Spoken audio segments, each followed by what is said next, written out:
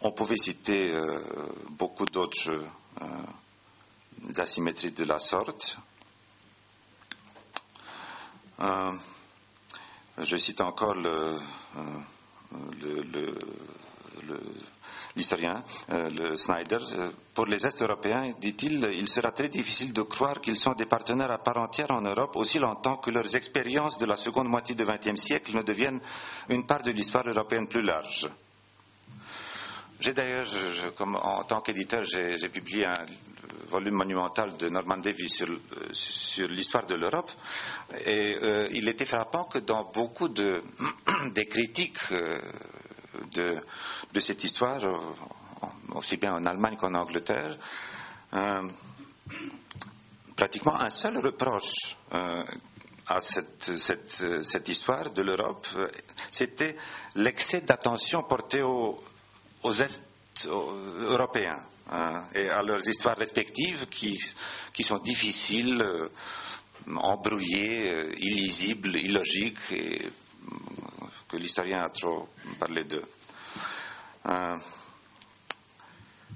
Mais il y a peut-être une autre raison de cet désintérêt et un certain rejet de l'histoire commune. L'histoire, le discours historique est toujours un but de la morale, même si ce n'est pas exprimé ouvertement, articulé. L'Europe est un continent de progrès. Il se voit en tant que continent de progrès.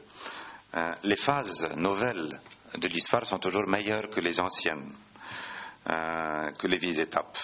Ce qui est vieux est rejeté, souvent condamné. Et il me semble que l'Europe occidentale, en regardant l'Europe centrale, tout d'un coup perçoit, par exemple dans nos luttes politiques, ceux qui s'intéressent dans nos combats politiques des dernières 17 années, perçoit les spectres de son propre passé. Par exemple, le nationalisme, les conflits ethniques, l'intolérance, les problèmes avec l'Église sur la place publique. Tout d'un coup, les Européens de l'Ouest perçoivent dans l'Europe de l'Est, pour ainsi dire, les poisons de leur européenne qui peut-être risquent d'infecter toute l'Europe de nouveau en se glissant avec le nouveau venu. Bien évidemment, il y a des différences entre les deux parties de l'Europe qui ne sont pas dues à la différence de regard seulement, ou à l'ignorance, ou à la perception déformée, mais qui sont bien réelles. Une des frontières intra-européennes passe certainement entre les pays de l'Europe centrale et les pays de l'Europe de l'Ouest. Et chercher des raisons dans l'histoire ancienne, dans l'étendue de l'Imès romain ou de l'empire de Charlemagne serait peut-être une exagération, puisqu'il suffit de tirer des expériences plus modernes, de l'impression moins forte des Lumières dans l'Europe centrale qu'en Europe occidentale, de la révolution industrielle qui était aussi plus faible, et finalement de l'expérience de la vie des peuples qui étaient dépourvus de leurs États respectifs. C'était le cas au XIXe siècle et une bonne partie du XXe siècle pour beaucoup de ces pays. Et justement, à l'époque où les nationalismes modernes mûrissaient, où des nations modernes se sont formées, l'expérience des pays multiethniques et finalement la double expérience totalitaire, sévère, prolongée, avec toutes ces conséquences sociales, mentales et culturelles.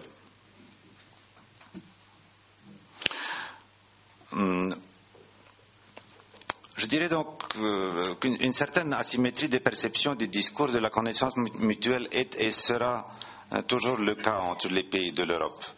Mais il me semble qu'au moment où elle s'oppose à la naissance d'un sentiment profond de la communauté, de la participation dans la même zone de civilisation et de la culture, cette asymétrie peut devenir dangereuse. Elle devient dangereuse.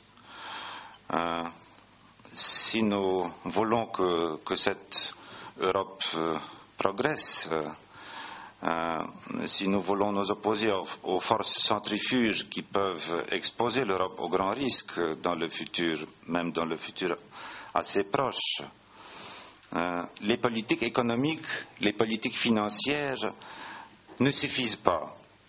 Il faut chercher des forces de cohésion, donc aussi de solidarité ailleurs, dans les domaines non économiques. Au fait, dans le domaine culturel, dans le sens large du mot, dans le domaine des valeurs, même peut-être dans le religieux, il y avait ce qui s'appelle le papier européen qui était préparé à la fin de mandat de Romano Prodi à la Commission européenne, à la demande de Prodi, un groupe de réflexion composé notamment par professeur Geremek, par Rocard, Giuliano Amato, je crois, Kurt Biedenkopf, des anciens politiciens, des hommes d'une grande expertise et expérience, et ils sont arrivés aux mêmes conclusions à peu près.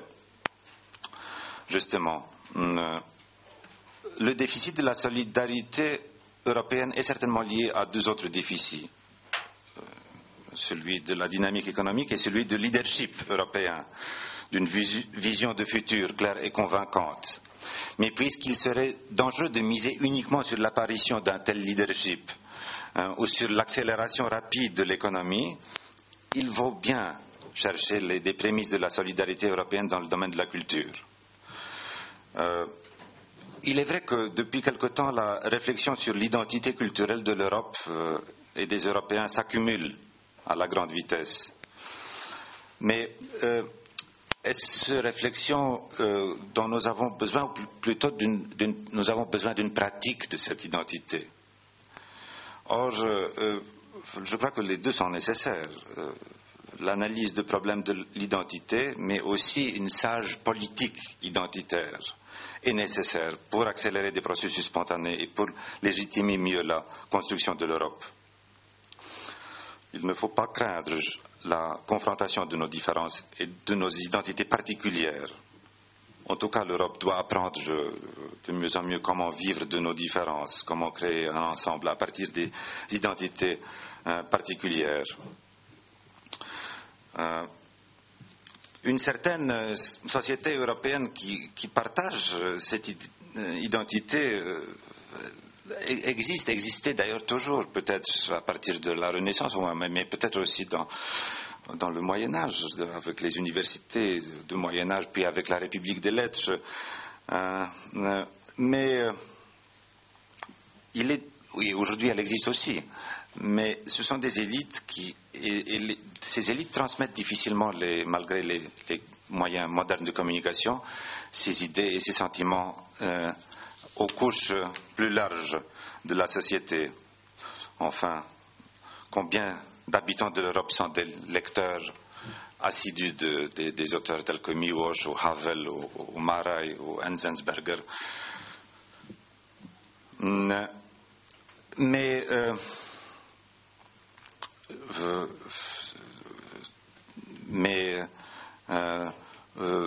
ceux qui travaillent dans la matière de mots ou de l'image et qui voient dans l'Europe leur pays d'origine peuvent, restant fidèles à leur vocation, mettre en évidence des éléments clés du passé au présent qui sont des repères de l'identité européenne. Puisque l'Europe, comme d'ailleurs des nations, si c'est une communauté imaginée, pour faire appel à Benedict Anderson dans ce contexte-là. Et c'est dans le monde de l'imaginaire, des symboles, des mythes, de la narration historique, où des esprits européens s'expriment. Donc, c'est le rôle de ces esprits européens d'appeler aux émotions à travers les grandes images qui s'imposent. L'autre fois, c'était des images innombrables des combats contre les Turcs et les Arabes, ou bien l'iconographie religieuse omniprésente qui animait la conscience de l'Europe chrétienté. Et ainsi, nous avons besoin des représentations symboliques de l'Europe d'aujourd'hui. Les images des combats contre les maux internes européens ont joué ce rôle. Les films ou les récits de la dernière guerre mondiale, par exemple. Mais je dirais que le combat contre le totalitarisme communiste ne s'est pas ancré dans l'imaginaire collectif avec une force comparable.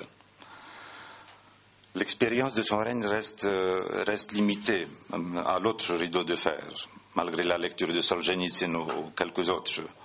En Occident, le communisme, il me semble, il n'a pas vraiment enlevé son masque de séducteur pour montrer le visage de vampire.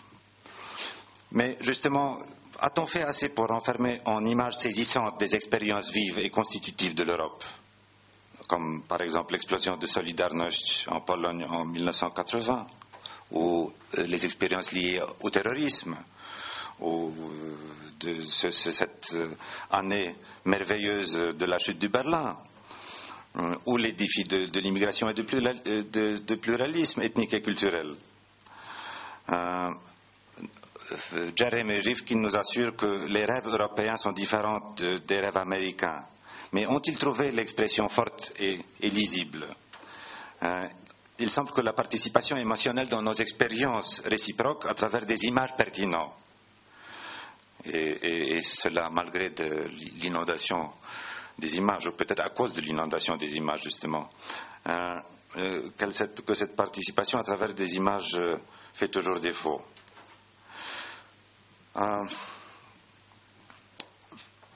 L'Europe est trop diverse dans tous ses aspects et trop neuve en tant que ses institutions pour que le sentiment de l'identité basé sur le même principe puisse se répandre tout au long du continent ou même de l'Union du 27. Il y a des personnes comme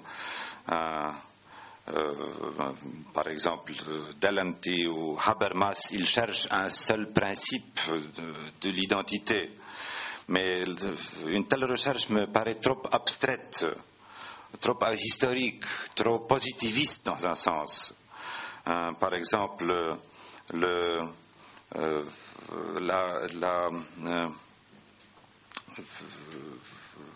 cette citoyenneté post-nationale de Habermas, basée sur les lois communément respectées, ou la Knowledge Society de George Delany, c'est trop abstrait.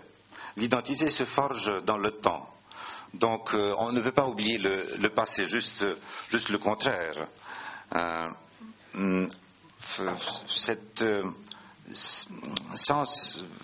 Cet héritage identitaire, la citoyenneté, l'identité, même cette identité telle que proposée par Habermas, semble trop froide pour pouvoir créer un lien politique durable. Donc, il me semble qu'il faut chercher dans l'image, dans l'imaginaire, dans les idées, des principes de l'identité qui peuvent être multiples, mais qui sont tous légitimes.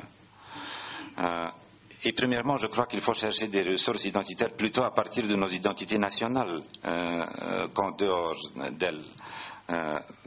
Des sociologues et des politologues nous assurent que pour la grande majorité de nos autres Européens, les nations seront encore longtemps une réalité incontournable. L'universalisme européen est enraciné dans les cultures nationales, comme d'ailleurs je crois que c'est l'esprit de la citation de Schuman que j'ai citée au début de mon intervention. Donc, pour les autres, le chemin à l'Europe sera frayé par les valeurs de protection et solidarité sociale très largement partagées. Ceux qui vivent avant tout dans le cercle de travail et de consommation vont s'identifier avec les opportunités apportées par les marchés respectifs, plus en plus ouverts et accessibles. Finalement, d'autres satisferont leur soif du spirituel ou du religieux grâce aux communautés de foi qui puisent des bonnes sources européennes et les enrichissent. Et on pourrait continuer cette liste des centres de l'identité, de cristallisation de l'identité qui peuvent être différentes, mais qui peuvent composer. Je crois donc, ou peut-être j'espère plutôt, qu'une certaine identité européenne nécessaire à la solidarité et nécessaire à la survie de cette construction qui est l'Union européenne et de cette idée, que donc dans la perspective de moyen terme, cette identité se formera autour de principes différents, mais ayant des points communs. Ces principes sont comme des pignons qui s'emboîtent, qui parfois grincent, mais qui travaillent ensemble. Ils ne s'excluent pas, ils restent dans un contact et dans l'ouverture mutuelle. Cette mécanique a besoin de l'huile qui est versée par des expériences partagées, grâce au contact individuel, au travail et au loisir, par l'éducation, par les médias, par toute autre forme de communication culturelle à tous les niveaux, qui nous permet à travers des représentations plus ou moins emblématiques à partager la vie de nos prochains, les Européens. Donc, pour terminer, une sorte de l'identité qui est à la fois à découvrir qu'à construire est nécessaire pour la solidarité, pour la stabilité, pour le développement de ce projet, qui est, je suis persuadé, je le répète, le meilleur héritage qui nous a laissé le XXe siècle et qui donc doit être particulièrement chéri. Merci beaucoup.